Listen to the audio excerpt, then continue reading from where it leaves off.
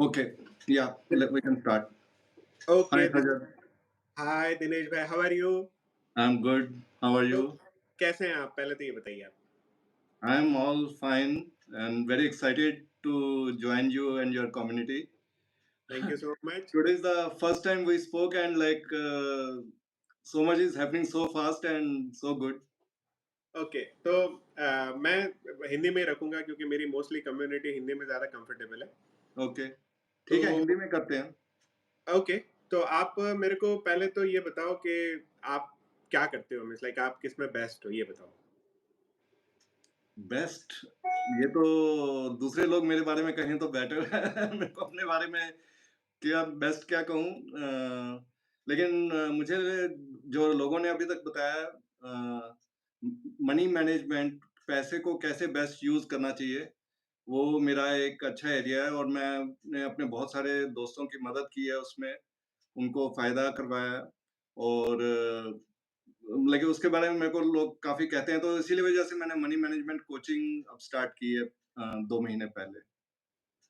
हाँ, एक्चुअली मेरे को ऐसा यानी क्वेश्चन था आज जब मैंने आपसे बात की कि पैसा कमाना ये ना बहुत सारे लोग पैसा कमाते हैं, कुछ ना कोई इससे पैसा कमाता है। इंसान कितना भी छोटा फैमिली का हो, कि बड़ी फैमिली का हो या अमीर हो या गरीब हो, दैट डज़न्ट मैटर।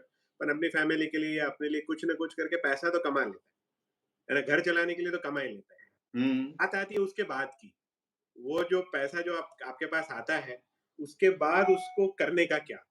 तो ये ना आपके पास एक बार एक लमसम अमाउंट आ गया, उसके बाद मोस्ट ऑफ द पीपल क्या करते हैं कि उसमें से खर्चा करते हैं, घर का खर्चा करते हैं और फिर जो बचता है उसको सेव करके रखते हैं और फिर जब ज़रूरत पड़ती है तो फिर खर्चा करते हुँ, हुँ, हुँ, हैं। ये पैटर्न मेरे पिछले 15-20 सालों से मैंने नोटिस की है। तो हुँ। आपसे बात करके मुझे पता ये चला कि जब पैसे आते हैं, वो फिर भी चलो आसान है, उसके बाद क्या?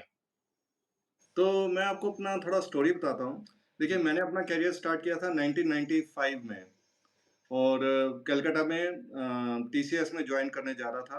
ट्रेन अच्छा। में बैठा, फादर छोड़ने आए थे स्टेशन पे कि मेरे फादर थोड़ा डिफेंस की वज़ह से थोड़ा डिसिप्लिन्ड और स्ट्रिक्ट हैं।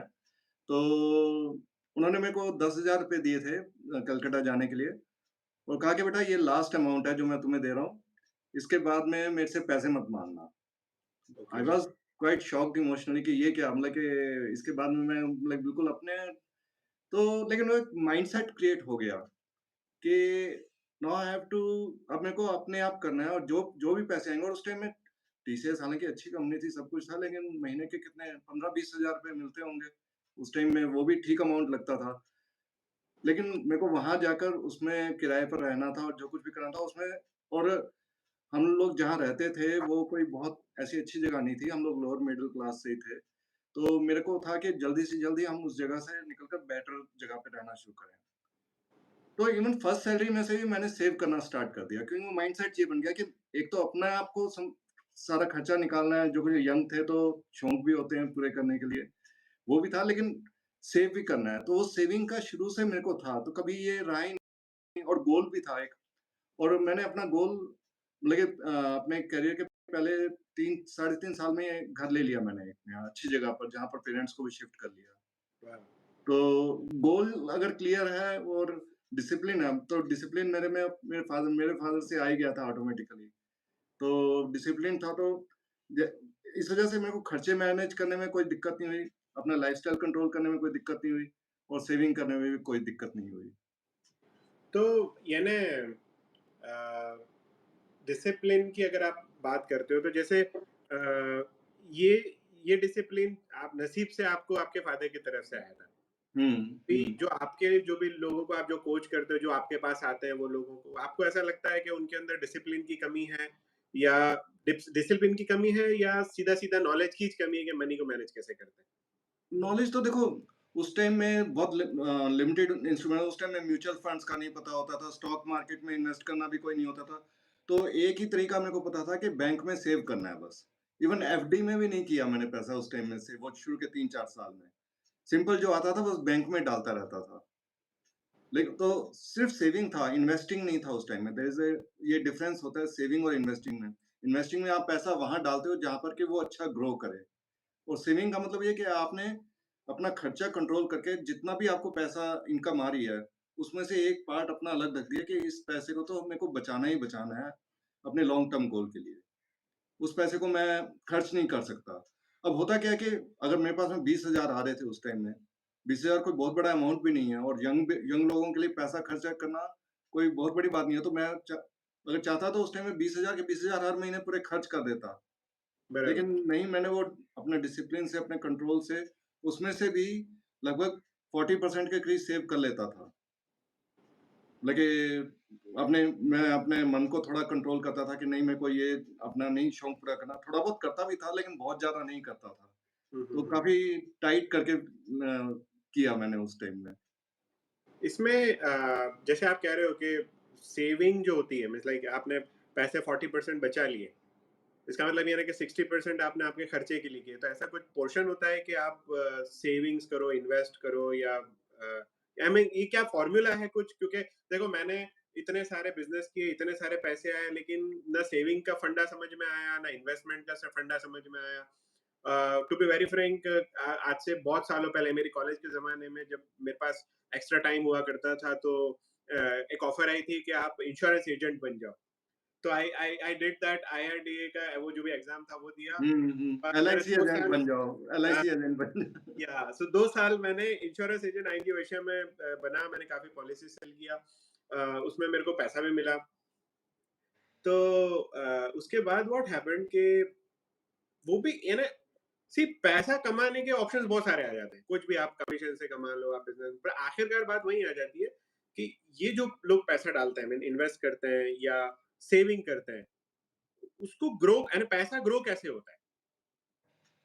चलो, पहले आपका क्वेश्चन था कि फ़ॉर्मूला क्या है? तो जब हाँ, मैंने स्टार्ट किया था करियर, उस टाइम में मेरे पास में कोई फ़ॉर्मूला नहीं था। उस टाइम में बस एक ही माइंडसेट था कि सेव करना है, सेव करना है, सेव करना है और सेव करके घर लेना है, ये गोल था। फिर घर ले लिया। अब घर लेने के बाद में दोबारा से कुछ उसके बाद शादी करनी थी। अब शादी करने के लिए भी खुद ही पैसे जमा करने थे क्योंकि फ़ादर ने तो कह रखा था कि मेरे खत्म ऑल्दो हो वो बीच-बीच में फिर उनको रियलाइज़ हुआ कि मैं कुछ ज़्यादा ही कह गया था, तो वो कहते थे कि ले लो। लेकिन तब तक मैं इस माइंडसेट में आ गया था मेरे को लेना ही नहीं है। बराबर। तो मेरा एक सेविंग माइंडसेट बन गया था, वो थोड़ा-सा वो भी एक्सट्रीम हो जाता है। जैसे आपने एमएमआई जब अटेंड किया होगा तो सेवर्स और स्पेंडर्स 2 एक्सट्रीम्स हैं। जी, सेवर्स सिर्फ सेव, सेव, सेव करने का सोच रहे रहते हैं और लाइफ को एन्जॉय नहीं कर पाते और स्पेंडर्स जो होते हैं स्पेंड, स्पेंड, स्पेंड करते रहते हैं, वो सेव नहीं कर पाते। तो मैं बराबर। उस टाइम में सेविंग एक्सट्रीम में चला गया और उसके भी नेगेटिव इफ़ेक्ट्स होते हैं कि आपके पास पैसा तो है लेकिन आप एन्जॉय नहीं कर पा रहे लाइफ को। हाँ, आप खुश नहीं हैं और पैसा फिर मीनिंगलेस हो जाता है अगर वो फाइनली आपको खुशी नहीं दे रहा है। तो उसकी वजह से प्रॉब्लम्स हुई, रिलेशनशिप्स में प्रॉब्लम्स हुई और मेंटली भी एक वो माइंडसेट बन गया कि मतलब पैसा तो आ रहा है, अर्निंग भी अच्छी हो रही है, सेविंग भी अच्छी हो रही है, चीज़ें गोल्स भी अकम्प्लिश हो रहे हैं, लेकिन खुशी नहीं है। तो फिर मतलब कि ऐसे ही चलता रहा। फिर मेरे को 2008 में एक फ्रेंड ने सजेस्ट की बुक, ये सीक्रेट्स ऑफ मिलियनेयर माइंड और वो बुक मैंने पढ़ी जिसके बेसिस पे वो एमएमआई का प्रोग्राम है, मिलियनेयर माइंडसेट इंटेंसिव और उससे मेरे को वो 6 जार सिस्टम पता चला। हाँ, हाँ। तो वो 6 जार सिस्टम का मेन पर्पज़ ये है कि एक आपका फाइनेंशियल फ्रीडम अकाउंट होगा, एक आपका लॉन्ग टर्म सेविंग्स अकाउंट होगा, एक आपका प्ले जार होगा, एक चैरिटी। पर्पज़ इसका ये है कि आपको लाइफ में सब कुछ करना ज़रूरी है, सेविंग ही सिर्फ़ करना ज़रूरी नहीं है। आपका अपना प्ले भी होना चाहिए ताकि आप अपने इनर चाइल्ड को खुश रख सकें। हाँ, आपका चैरिटी में भी कंट्रीब्यूशन होना चाहिए और अगर सेविंग भी कर रहे हैं तो एक सेविंग आपकी फाइनेंशियल फ्रीडम के लिए होनी चाहिए, एक लॉन्ग टर्म सेविंग्स के गोल्स के लिए होनी चाहिए। मैं तो हुँ, सिर्फ़ गोल्स, गोल्स, गोल्स के लिए किया जा रहा था, फाइनेंशियल फ्रीडम तो मेरी फिर भी नहीं आ रही थी। बराबर। तो ये मुझे वो 2008 में जब वो बुक पढ़ी तब मेरे को रियलाइज़ हुआ कि ये फ़ॉर्मूला है सेविंग भी करने का, खुश भी रहने का और चैरिटी भी करने का, कंट्रीब्यूशन भी करने का और साथ में एक टाइम के बाद में ऐसा सिचुएशन आ जाए कि मुझे काम करने की ज़रूरत ही ना रहे। मैं सिर्फ़ वो करूँ जो मेरा मन करे। मेरे को पैसे के लिए काम ना करना पड़े। बराबर। तो वो फ़ॉर्मूला है। जब मैं शुरू में कर रहा था तो उसके लिए कोई फ़ॉर्मूला नहीं था, वो तो बस एक सेवर था मैं कि जितना भी आ रहा है उसमें से सेव कर लो जितना मैक्सिमम है, खर्चा तो करना ही नहीं है। बराबर। तो वो पैसे बचाने के बाद भी खुशी तो नहीं जो होती है कि पैसा है आपके पास। हाँ। सो जब आप ऐसा करते हो कि जब आप सेविंग कर लेते हो या जैसे आपने बोला कि जार सिस्टम है उसमें आपने हर जगह पे अलग-अलग पैसे वैसे ये हर एक इंसान के लिए अलग-अलग नहीं होता मीन्स अपने को नहीं पता होता है कि कितने परसेंटेज लोगों का खर्चा है। तो आपको है ना फिक्स कर देना पड़ेगा कितने परसेंटेज आपको घर के खर्चे के लिए करना है, ऐसा कुछ? देखिए, जो एमएमआई में या secrets of millionaire mind book में बताया गया है, वो एक फ्रेमवर्क दे दिया गया है। उस पर रिजिड रहने की ज़रूरत नहीं है, थोड़ा बहुत उसको ऊपर-नीचे कर सकते हैं, लेकिन क्योंकि उसको टी हार्व एकर ने भी यूज़ किया और बाकी लोगों ने भी यूज़ किया और उससे अच्छे रिज़ल्ट्स मिले हैं, तो इट्स अ प्रूवन फ्रेमवर्क। हुँ, हुँ। लेकिन हर एक इंसान अपनी इंडिविजुअल रिक्वायरमेंट के हिसाब से थोड़ा बहुत परसेंटेजेस को चेंज कर ले, बट डेफिनिटली वो all those 6 areas are required. Charity भी रिक्वायर्ड है, फाइनेंशियल फ्रीडम भी रिक्वायर्ड है। अदरवाइज़ अगर आप फाइनेंशियल फ्रीडम के लिए नहीं कर रहे हैं, तो आप सारी ज़िंदगी गुलाम बने रहेंगे पैसे के। आपको पैसे के लिए हमेशा काम करता रहना पड़ेगा। तो फाइनेंशियल फ्रीडम नहीं मिलेगी तो हम इंसान और ये मैंने बहुत सारे लोगों में देखा भी है कि कमा तो बहुत रहे हैं, लेकिन एक गुलामी वाली मानसिकता बनी हुई है। वो आज़ादी फ़ील ही नहीं होती है कभी उनको। बराबर। मुझे भी यही था कि मतलब कि नौकरी किए जा रहा हूँ, पैसे कमाए जा रहा हूँ, लेकिन कब तक करता रहूँगा? तो आप क्या सजेस्ट करते हो जनरली आपके जो आप जिनको कोच करते हो आपका स्पेशली स्पेशलाइज्ड हो आप मनी मनी मैनेजमेंट के लिए। तो हुँ। जब आपके पास कोचिंग के लिए आते हैं तो आपको ऐसा ऐसा मेजरली क्या फ़ील आता है कि कहाँ वो लैग कर रहे हैं? मीन्स लाइक आप उनको किस जैसे जार सिस्टम अलग चीज़ है लेकिन हुँ। माइंडसेट शिफ्ट करने के लिए या माइंडसेट में आपको कुछ गड़बड़ी लगती है कि हाँ, हाउ दे आर माइंडसेट में सबसे बड़ी जो गड़बड़ी मुझे लगती है कि लोग ये भूल गए हैं कि पैसा एक ज़रिया है खुशी हासिल करने के लिए। पैसा एक मंज़िल नहीं है, हम लेकिन पैसा हमारा एंड गोल नहीं है। लेकिन लोग आज की डेट में पैसे पर इतने फ़ोकस होने लग गए हैं कि वो सोचते हैं कि पैसा ही एंड गोल है। हमारा पैसा बहुत आ जाए तो हमारे पास खुशी आ जाएगी। हुँ, लेकिन खुशी लाने के लिए कुछ और करने की ज़रूरत है। पैसे से खुशी लाई जा सकती है, लेकिन पैसा आने से ऑटोमैटिकली खुशी नहीं आ जाएगी और लोग पैसे पे इतना फ़ोकस हो गए हैं, इतना उनका लगे टाइट हो गया है कि वो इवन खुशी को भी छोड़ने को तैयार हो गए हैं, पैसे के लिए। हाँ, जबकि ए एक्चुअल में हमारा जो मकसद है, वो खुशी का है, खुश रहने का, भले वो पैसे हों या ना हों।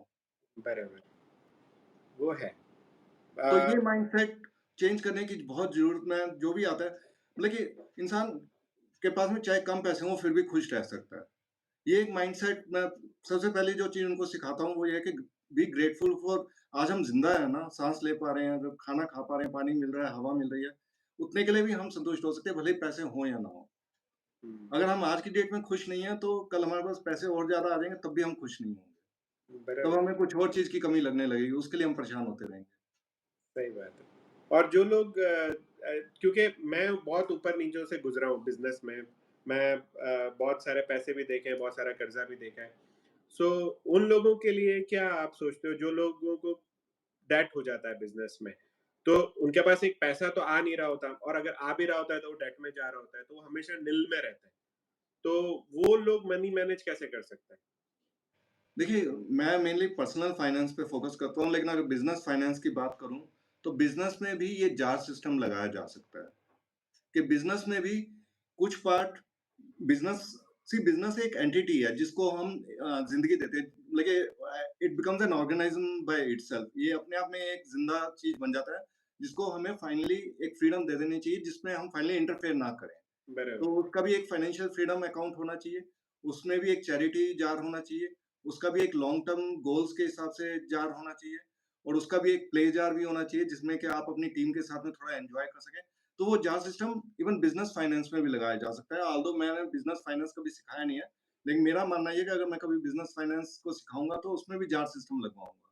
तो आप अगर जैसे पर्सनल फाइनेंस को भी जो आप करते हैं, तो पर्सनल फाइनेंस भी ऐसा नहीं होता है क्योंकि अभी मैं जिस जैसे सीखता हूँ कि जो जो एंटरप्रेन्योर्स होते हैं या जो ऐसे बिज़नेसमैन होते हैं, कोई भी बिज़नेस, तो बिज़नेस का मतलब ही वो होता है वो इंसान से ही जुड़ा हुआ होता है। अगर आपका जैसे आप हो वैसा आपका बिज़नेस है। तो होता है, तो लेकिन ये बिज़नेस आपके बच्चे की तरह है। आपको उसको अपने जैसा भी बनाना है और थोड़ा उसको इंडिपेंडेंस भी देनी है, उससे थोड़ा अलगाव भी रखना है। बराबर। अदरवाइज़ एक हो जाएगा तो आपका बिज़नेस या तो आपके पर्सनल लाइफ़ को खा जाएगा या आपकी पर्सनल लाइफ़ आपके बिज़नेस को खा जाएगी। तो तो दोनों को अलग-अलग रखना भी ज़रूरी है, मतलब कि they are 2 separate entities. Okay, तो आपके जो मीन्स लाइक जो आपका मेगा मनी का कोर्स है और जो जो लोग आते हैं, तो पर्सनल फाइनेंस को लेके अगर मैं कुछ क्वेश्चन पूछूं कि जैसे पर्सनल फाइनेंस में आपको ऐसा लगता है कि यानी कितनी चीजें मायने रखती है means like to to to have a personal finance. जैसे एग्जांपल के तौर पे मैं आपके पास आया और मेरे पास अच्छी खासी इनकम है, मैं आपको बोलता हूँ कि चलो मैं महीने का लाख रुपए मैनेज कर सकता हूँ या मुझे नहीं आता मैनेज करना। तो हुँ। क्या पोर्शंस हैं जिसमें मैं पर्सनल फाइनेंस को मैनेज कर पाऊँ? तो अगेन ये डिपेंड करता है उनकी लाइफ स्टेज के ऊपर। जो बहुत यंग लोग हैं, उनका रिस्क एपेटाइट अच्छा होता है। तो मैं उनको रिस्की एरियाज़ में जैसे स्टॉक मार्केट वगैरह में इन्वेस्ट करने के लिए एडवाइस कर सकता हूँ और टिपिकली एक थंब रूल ये है कि जितनी आपकी एज है, उसको 100 में से माइनस कर दिया जाए, तो बाकी जो परसेंटेज है, वो आप रिस्की एरियाज़ में इन्वेस्ट कर सकते हैं। जैसे कि किसी की अगर 30 साल की उम्र है, तो वो 70% स्टॉक मार्केट में इन्वेस्ट कर सकता है। लेकिन किसी की 50 साल की उम्र है, तो उसको 50% से ज़्यादा इन्वेस्ट नहीं करना चाहिए स्टॉक मार्केट में। ओके। और ये एक थंब रूल है और दूसरा उनका रिस्क मैनेजमेंट कैसा है? रिस्क मैनेजमेंट में जो हम पर्सनल फाइनेंस में करते हैं, इंश्योरेंस होना चाहिए। Insurance to cover different risk areas. It will be life insurance, health insurance और इवन एक्सीडेंट इंश्योरेंस। हुँ, हुँ। जब ये आप इन चीज़ों के लिए इंश्योर्ड हो जाते हो, तो आप अपने पैसे को ज़्यादा फ्रीली यूज़ कर सकते हो। आपको इन चीज़ों के बारे में सोचना नहीं पड़ता या इनके लिए कुछ रखना नहीं पड़ता, क्योंकि आपने ऑलरेडी कवर कर दिया है ये एरिया। हुँ। तो अगर आपका रिस्क मैनेजमेंट सॉलिड है और फिर आपकी रिस्क एपेटाइट कितनी है, उसके हिसाब से आगे इन्वेस्टमेंट की प्लानिंग की जाती है, कि कितना आप रिस्क ले सकते हैं। बराबर। Okay. So this is the ऐसे नई बात मेरे को भी सीखने मिली। इसका मतलब अगर मैं 40 साल का होने आया हूँ तो 60% जितना मैं रिस्क ले सकता हूँ, दैट्स इट। हाँ, बाकी आपको सेफ जगह पर रखना चाहिए। जैसे कि एफडी में हो गया या हेलो?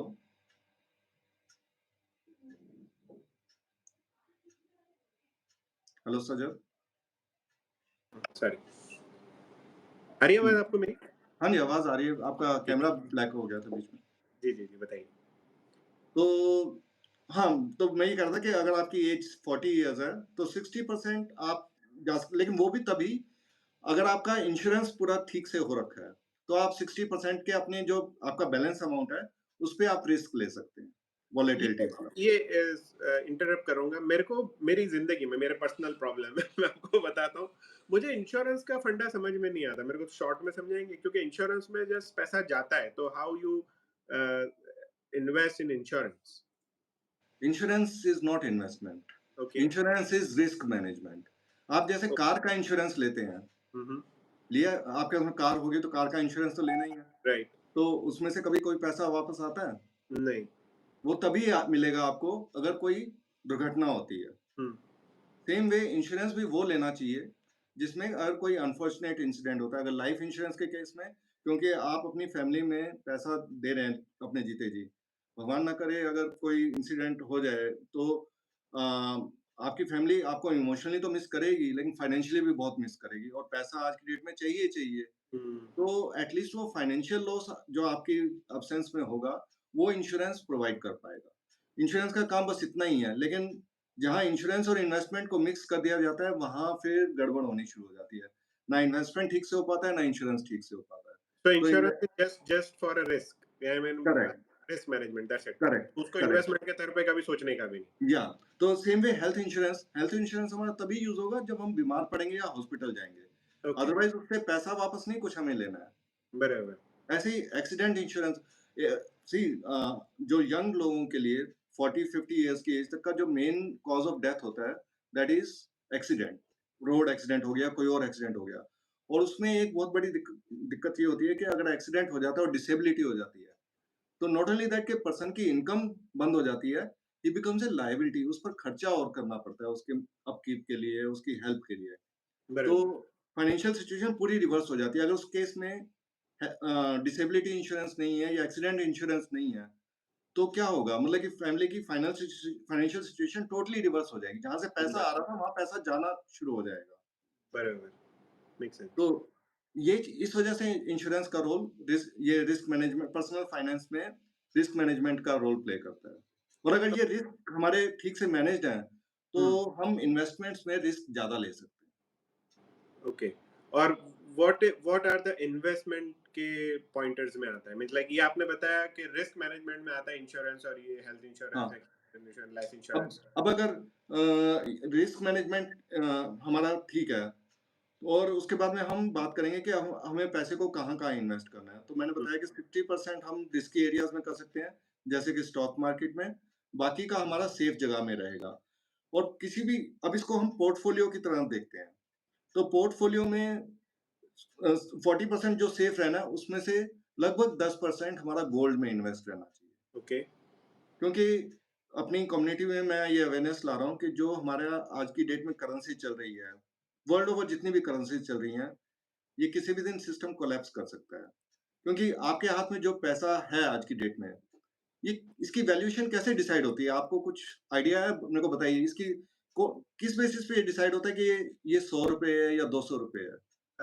मैंने तो ऐसा सुना था, यानी मैं इतना अपने नॉलेज को नहीं वो कर सकता, लेकिन सुना था कि जो कंट्री का गोल्ड रिजर्व होता है, उसके सामने करेंसी की वैल्यूएशन गिनी जाती है। लेकिन अनफॉर्चुनेटली यही अंडरस्टैंडिंग 99% लोगों की है, एंड इट इज़ रॉन्ग। होगा बट ऑब्वियसली। बट दैट्स मैं अभी आपको बताऊँगा तो you will find it very shocking कि कुछ नहीं है जिसके सिर्फ़ जो जिसके बेसिस पे डिसाइड हो रहा है वो डॉलर के अगेंस्ट डिसाइड हो रहा है। ओह! सिर्फ़ ओके। डॉलर। और तो दैट्स व्हाई यूएस, इसी वज़ह से यूएस इतनी बड़ी सुपर पावर है कि वो जितना मर्ज़ी डॉलर प्रिंट कर लें, वो अपनी करेंसी की वैल्यू फिक्स रखते हैं। बाकी करेंसीज़ की वैल्यू जो है उसके कॉरेस्पॉन्डिंगली डिसाइड होती है, ओके। डॉलर के हिसाब से। और ये 1948 में सेकंड वर्ल्ड वॉर के बाद में ब्रेटन वुड्स एग्रीमेंट हुआ था, जिसमें यूएस डॉलर को रिज़र्व करेंसी बनाया गया। अच्छा। और कॉरेस्पॉन्डिंगली डॉलर को बेस करेंसी बनाया गया। बाकी वर्ल्ड की करेंसीज़ को डॉलर के अगेंस्ट वैल्यू करना था, और डॉलर को यूएस में अपना गोल्ड रखना था ताकि डॉलर की वैल्यूएशन वहाँ से हो। बराबर। लेकिन इन बिटवीन 1948 से 1970 के बीच में यूएस ने इतने डॉलर्स प्रिंट किए कि उनका हिसाब-किताब खत्म हो गया कि अगर वर्ल्ड ओवर में जितने डॉलर्स थे, अगर कंट्रीज़ उनके पास में जाकर कहते कि हमें गोल्ड दो इसके एक्सचेंज में, तो यूएस के पास में उतना गोल्ड था ही नहीं। राइट। तो 1971 में रिचर्ड निक्सन जो उनका प्रेज़िडेंट था, उसने अनाउंस किया कि ड्यू टू सिक्योरिटी रीज़न्स हम ये कनेक्शन खत्म कर रहे हैं, और 1971 से अब तक ये सब हवा में चल रहा है। ओह! ओके। तो इस वजह से, लेकिन जो असली जो मनी है वो गोल्ड ही है फाइनली, क्योंकि गोल्ड ही ऐसा है जो कि मतलब कि over the period of time historically as a money चलता आया है। तो जिस दिन यूएस का वीक होगा, गड़बड़ होगा या कुछ कोलैप्स होगा, तो वर्ल्ड की सारी करेंसीज़ की वैल्यू ज़ीरो हो जाएगी। बराबर। सो तो गोल्ड इसीलिए में वो, इन्वेस्टमेंट मतलब the physical gold you should invest in? Okay, gold का, या there should be some physical gold, pure gold. अब फिजिकल गोल्ड में ज्वेलरी को मत कंसीडर करिए। Jewellery is like for emotional reason, entertainment reason, ladies का। तो वो इमरजेंसी में कभी यूज़ नहीं हो पाएगी अनलेस अंटिल वो बिल्कुल ही बच्चे वाली इमरजेंसी हो, तो वो नहीं यूज़ हो सकती है। ओके। तो फिजिकल गोल्ड होना चाहिए, गोल्ड बिस्किट की फॉर्म में, या there are companies like MMTC जो कि मतलब कि सर्टिफाइड प्योर गोल्ड देती हैं, वो होना चाहिए। या gold can be bought in form of mutual funds, ETF, exchange traded funds. ये different types of mutual funds हैं रिलेटेड टू गोल्ड। या एक आरबीआई ने एक स्कीम शुरू की है, सॉवरेन गोल्ड बॉन्ड्स, अगर आपको पता हो। तो उसमें क्या है, they issue a certificate, a bond which tracks the value of gold, price of gold, और ओके। उसमें लॉकिंग पीरियड है 7 इयर्स का। ओके। तो उसका सबसे अच्छा पार्ट ये है कि आपने जितना अमाउंट इन्वेस्ट किया, उस पर हर साल आपको 2.25% इंटरेस्ट भी मिलेगा। ओह! तो गोल्ड का प्राइस तो ट्रैक हो ही रहा है। गोल्ड के प्राइस के हिसाब से उसकी वैल्यू बढ़ रही है, लेकिन एडिशनल आपको इंटरेस्ट मिल रहा है। इंटरेस्ट भी मिल रहा है। और जब आप 7 साल के बाद में उसको एनकैश करेंगे, तो कोई कैपिटल गेन्स टैक्स नहीं लगेगा। ओह! ओके। अदरवाइज़ अगर आप फिजिकल गोल्ड सेल करेंगे या म्यूचुअल फंड गोल्ड का सेल करेंगे, तो आपका कैपिटल गेन्स टैक्स लगता है, हाँ, हाँ, हाँ। कि आपने जो गेन किया उस पर गवर्नमेंट को टैक्स देना होता है। लेकिन सोवरेन गोल्ड बॉन्ड में कोई टैक्स नहीं देना पड़ेगा अगर आपने उसको मैच्योरिटी तक होल्ड किया तो। ओके, सो ऐसी बहुत सारी चीज़ें हैं जो मुझे तो पता ही नहीं है अबाउट इन्वेस्टमेंट।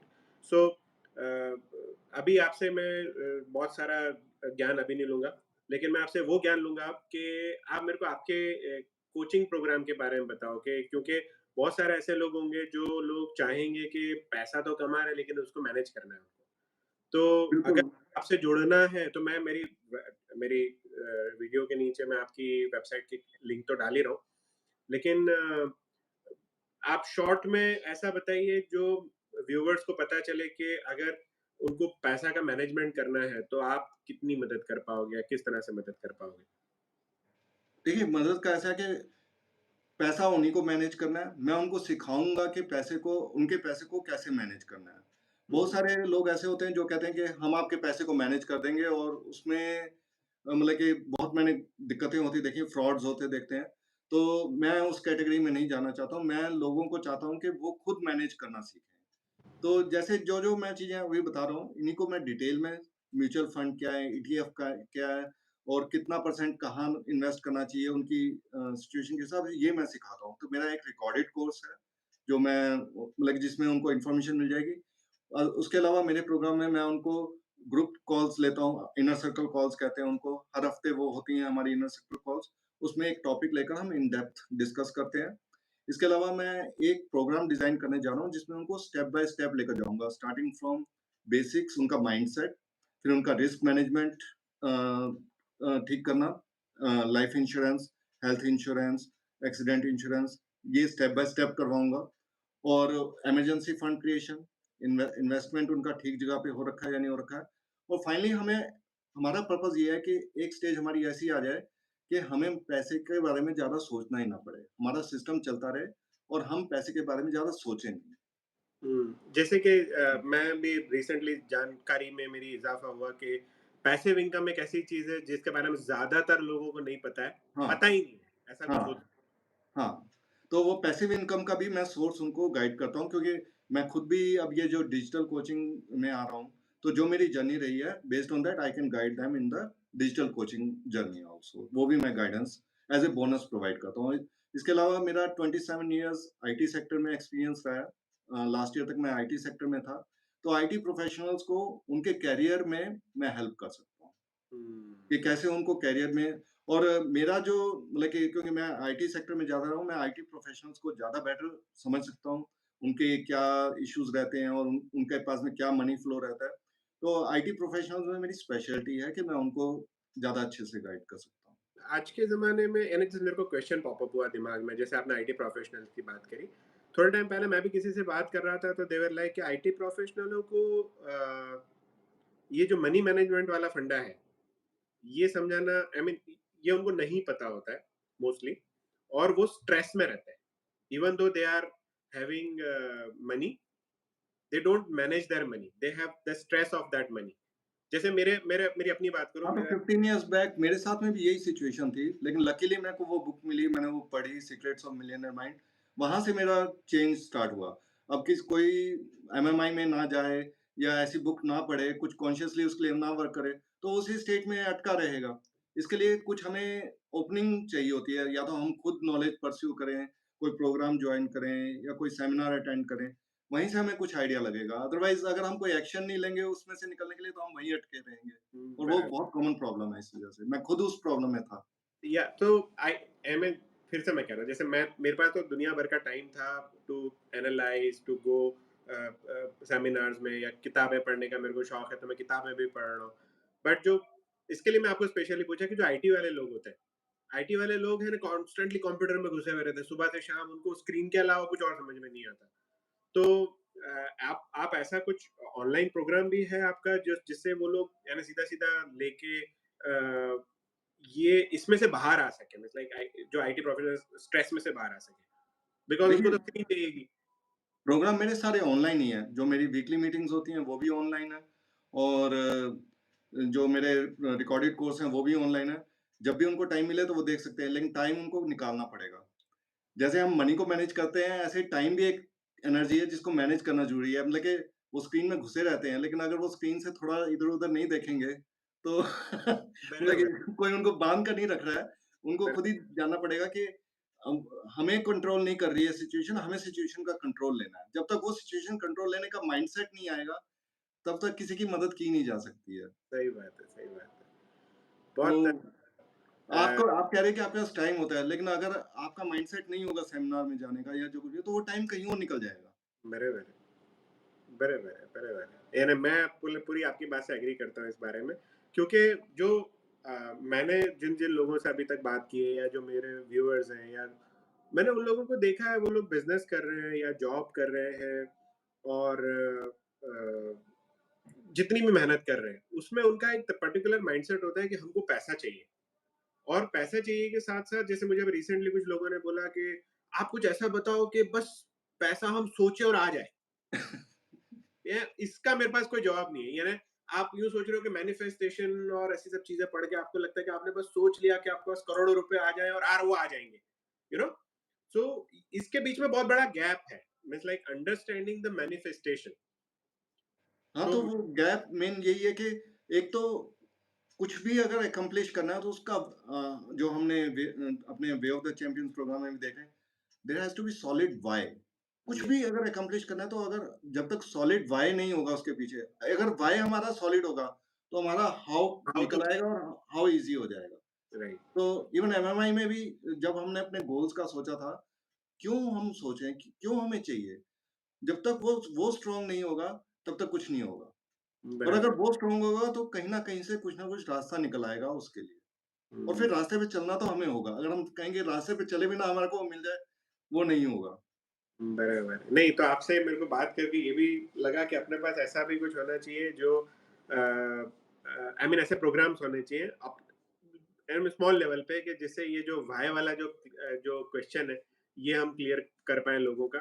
तो अभी आज की बात में तो मैं आपसे ज़्यादा टाइम नहीं लूँगा आपका, लेकिन आज की बात में इतना समझ में आया कि अ, जो गैप लग रहा है मुझे पैसे कमाने से और पैसों की उम्मीद रखने से कि इतना पैसा चाहिए, उसके बीच का जो गैप है वो आप पूरा कर सकते हो मनी मैनेज करके। यानी देखिए, दोनों पैसा चीज़ें करनी है। पैसा कमाना भी है, जो कि आप करते हैं और पैसे को मैनेज दोनों का कॉम्बिनेशन ही उस गोल तक पहुँचाएगा। अगर पैसा कमा नहीं पा रहे हो, तो पैसा मैनेज करके कितना वहाँ तक पहुँच जाओगे? और वही, अगर पैसा कमा रहे हो और मैनेज नहीं कर रहे हो, तब भी नहीं वहाँ तक पहुँच सकते। सही बात है। यार दोनों का कॉम्बिनेशन चाहिए। मैं खुद ये सिखा सकता हूँ कि बिज़नेस आप कैसे कर सकते हो, पैसा कहाँ से निकाल सकते हो। मेरे पास दुनिया भर के आइडियाज़ होते हैं टू मेक द मनी। वो इतना मेरे को पैसा बनाना बहुत आसान लगता है कि भई आज के ज़माने में इतना फ़ास्ट हो गया है सब कुछ कि आप ऑनलाइन सब कुछ कर सकते हो, आप ऑनलाइन पैसा कमा सकते हो, बिल्कुल। आप चीज़ें बेच के कुछ भी मीन्स लाइक पैसा क्रिएट करना इज़ आज के ज़माने में इतना आई मीन मुश्किल नहीं है। लेकिन उसके बाद जब आपके पास एक बार पैसा आने लगता है, उसके बाद अगर आप मैनेज नहीं करोगे तो आपके पास करोड़ों रुपए भी आएँगे, वो ऐसे चले जाएँगे। बिल्कुल, वो चले जाएँगे, बिल्कुल चले जाएँगे। लेकिन आप मैनेज करके वहाँ आगे तभी बढ़ सकते हो जब आपके पास में आ रहा हो, क्योंकि इनफ्लो भी ज़रूरी है। आपको ईज़ी लगता है क्योंकि आप आसानी से कर पा रहे हो, लेकिन बहुत सारे लोग ऐसे हैं जो नहीं कर पा रहे उस चीज़ को, जो ऑनलाइन अपॉर्च्युनिटीज़ होते हुए भी बहुत ज़्यादा लोग नहीं है जो ऑनलाइन भी कर पा रहे हैं। सोशल मीडिया का लोग ज़्यादातर जो लोग कंज़म्पशन के लिए यूज़ करते हैं, उसमें हुँ, कितने लोग कंट्रीब्यूट करते हैं। सही बात है। तो वो माइंडसेट जब तक नहीं और ये दोनों का कॉम्बिनेशन ही है जो लोगों को आगे तक लेकर जाता है। अगर दोनों में से एक चीज़ मिसिंग है तो वहाँ बहुत आगे तक नहीं जा पाएगा। बराबर है। ठीक है, दिनेश जी आपसे आज बात करके मेरे को वैसे सही में बहुत अच्छा लगा। आप अपने एक काम ये करेंगे कि अपने दोनों मिलके ही कुछ ऐसा क्रिएट करेंगे जिसमें पैसा बनाने का काम मेरी प्रॉब्लम है और पैसों को मैनेज करने की जो दफ़ा है वो आप करो। और thank you very much for giving me the time today. अरे और it it has been like very nice like combination, तो मेरे को बड़ा अच्छा लगा है। तो थैंक्स टू यू कि मेरे को बुलाया तुमने अपने प्लेटफ़ॉर्म पे और हमने ये बात की। मैं सच बोलूँ मैं मैनिफेस्ट कर रहा था। आई मीन लाइक लिटरली सोच रहा था कि कोई एक ऐसा आदमी मेरे को दे दो जो पैसों को मैनेज करना सिखाए, ऐसा। क्योंकि पैसा कैसे लाना है लाइफ में या कैसे कमाना है या कितने बिज़नेस करने हैं, आप क्या सेल कर सकते हो, दुनिया के आइडियाज़ है मेरे पास। लेकिन अगर आप मेरे को पूछो कि पैसों उसके बाद क्या करना है, तो मैं थोड़ा-सा ब्लैंक हो जाता हूँ क्योंकि मैं खुद उतना एफिशिएंटली पैसा को मैनेज नहीं कर पाता। मैं तो चाहूँ कर ले, मैं हम मेरे बोल दूँगा ये आप आओ मेरी कम्युनिटी में, या मतलब कि हम लोग डिस्कस करते रहेंगे। करते हैं इसको, मतलब कि I will teach you like how to manage money. अब तो मतलब कि हम जुड़े हैं तो इसको करेंगे आगे अच्छे से, एक-दूसरे को करेंगे हेल्प और सपोर्ट। चलो ठीक है। तो बहुत अच्छा लगा, आप अपने नेक्स्ट फ्यूचर में भी मिलेंगे और I I give you a call as well. और कुछ भी होगा तो वैसे मेरे व्यूअर्स के लिए मैं स्पेशली कहना चाहूँगा कि अगर दिनेश भाई से अगर आपको कुछ भी कॉन्टैक्ट करना है या उनका आपको प्रोग्राम देखना है कि वो क्या कर रहे हैं, तो वो मैं मेरे डिस्क्रिप्शन में उनकी जो वेबसाइट है उसकी लिंक मैं लिख रहा हूँ। और सबसे ख़ास ये दिनेश भाई उनके लिए ख़ास काम करेंगे जो लोगों के पास पैसा तो कमा रहे हैं, लेकिन उनको मैनेजमेंट भी खुद सीखना है कि वो खुद करें। ऐसा नहीं कि आपने पैसा लिया और किसी को सौंप दिया, क्योंकि जनरली क्या होता है कि अगर हम नहीं मैनेज कर पाते, हम किसी को दे देते हैं और वो अगर कुछ गूफ अप कर देते हैं जिसकी वजह से हमारे पैसों को नुकसान होने के चांस बढ़ जाते हैं। लेकिन अगर आपको खुद पता हो कि आपका पैसा किस तरह से मैनेज करना है और कैसे वो ग्रो करेगा, तो पूरा कंट्रोल आपके हाथ में रहता है। इसमें एक चीज़ कहना चाहूँगा, हम दे सकते हैं पैसा दूसरे को मैनेज करने के लिए, वो उतना बुरा नहीं है, लेकिन हमें पता होना चाहिए कि वो क्या कर रहा है। इट्स लाइक आउटसोर्सिंग, हम आउटसोर्स करते हैं, तो अगर हमें नहीं पता कि जिसको हम आउटसोर्स कर रहे हैं, वो क्या कर रहा है, तो कुछ भी वो कर सकता है। बराबर, अगर अगर बंदा ठीक होगा, तो चलो ठीक हो जाएगा, लेकिन अगर बंदा ठीक नहीं हुआ, तो वो पैसे का हमारा सारा नुकसान कर सकता है। हमें बराबर, पता होना चाहिए कि अगर हम टाइम नहीं दे पा रहे या किसी वजह से खुद नहीं कर सकते, लेकिन हमें पता होना चाहिए कि इस पैसे का क्या करना है, और फिर आगे हम उसको बताएँ कि इसको ऐसे करो, इसको ऐसे करो, ये ऐसे करो। और अगर वो कुछ अच्छी चीज़ देता है, तो हम उससे उससे भी सीखें। ये तो सीखना तो सारी उम्र चलता ही रहना चाहिए। बराबर, बराबर है।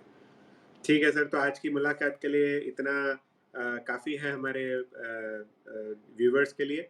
और फिर भी हम दिनेश भाई को बुलाते रहेंगे और व्यूअर्स के लिए दिनेश भाई is available on his website.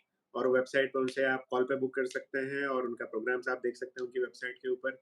और मैं तो आपको यहीं मिलूँगा मेरे इस चैनल के ऊपर, अगर किसी को भी कॉन्टैक्ट करना है तो I am there, always there.